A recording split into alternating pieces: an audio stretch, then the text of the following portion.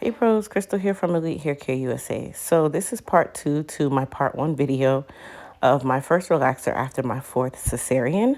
So now we're going to go ahead and style my hair, and I'm also going to give you guys a story time about how I was betrayed by an employee.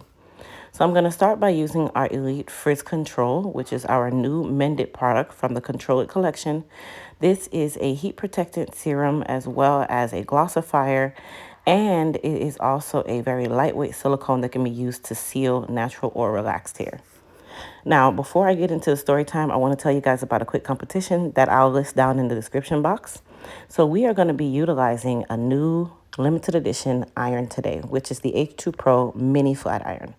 This flat iron is a small ceramic iron that you can plug in, and it's small enough to fit in your purse, and you're able to utilize it on the go.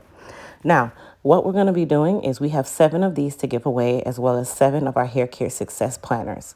This Hair Care Success Planner is the hard copy, so you will win one of these and the Hair Care Success Planner together, free shipping, no cost to you as long as you're in the US. All you have to do is create a 1 to 2 minute video talking about why you use the Elite Hair Care products and what it has done for your hair. We will also include how to upload that video in the description box below. And then we are asking that everyone send in their video by no later than September the 2nd, and we will issue or basically announce the winners by September the 5th. And basically, it's the most heartfelt, the most touching, the most rewarding story is going to be the winner, and we have 7 winners to choose.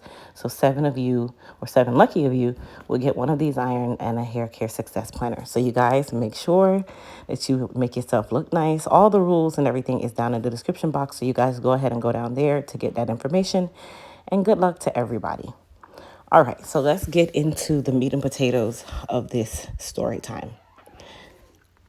So this story time is about how I was betrayed by an employee that I really, really trusted. And I waited to really do this story time until I knew that I was 100% ready, because it was just the ultimate betrayal to me and I just couldn't believe it. But now it's the time that I'm ready, so here it goes. Anyhow, one day I'm in the car line at my kid's school and I get a phone call from a very weird local number. I answer the number, and when I answer, it's a gentleman who had an attitude. And you guys know you can't have attitude with Crystal on the phone, okay? I'm a tone reader. It's just a no for me.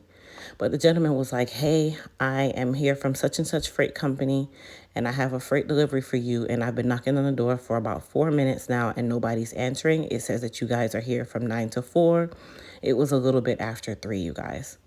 So I'm telling the guy in my monotone voice, because he had attitude with me. And I'm like, sir, well, knock on the door again. Somebody should be there. He's like, ma'am, I've been here 4 minutes. Nobody's here. I'm like, okay, no problem. So you'll just have to come back tomorrow, anytime between 9 and 3. I'll make sure that somebody's there. So he hangs up with an attitude. I didn't really pay him any attention.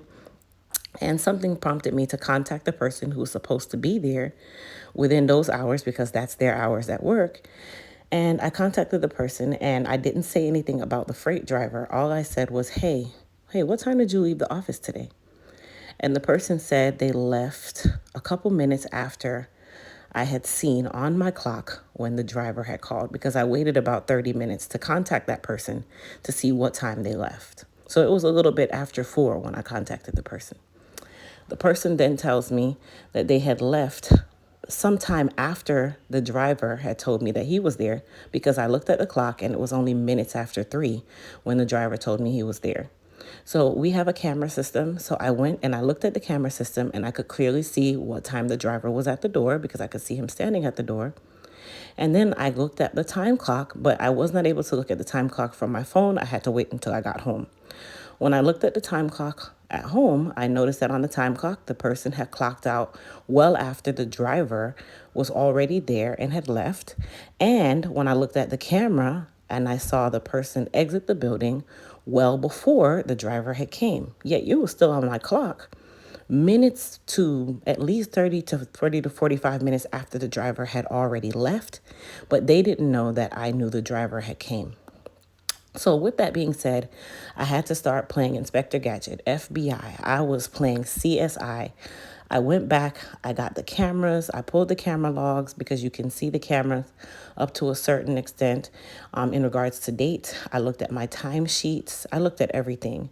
And I only went back about 30 days because I was just exhausted. And as I was looking at the time clock, I noticed that the person had been clocking out well after they had already left the building, and they were actually leaving the building early. Now, all of this was happening during the time when your girl had just found out that she was having a baby, and my life was just not put together. And I trusted that this person was doing me right because you've been a part of my team since the start of me becoming so successful with Elite Hair Care USA. Like, extremely at the beginning, okay?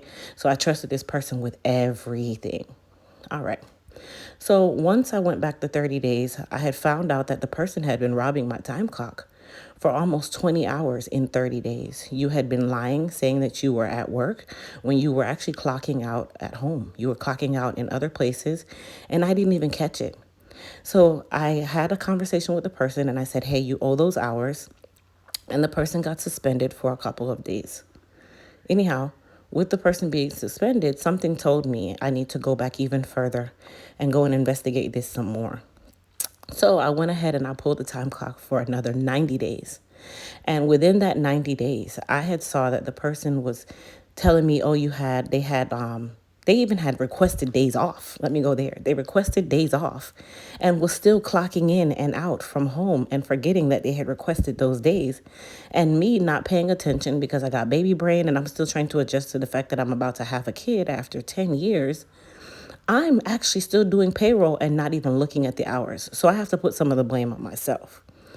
Anyhow, all in all, this person had robbed my company of over 40 hours over the space of 120 days, to the point where the staff was even thinking that it was normal and they wouldn't say anything out of fear that they would get in trouble or out of fear that it just wasn't their business. So I had to let that person go cold turkey. It really hurt me. But hey, guys, in business, you have to do what you have to do. And now I watch everybody like the hawk I am. I am the FBI. That will not happen again.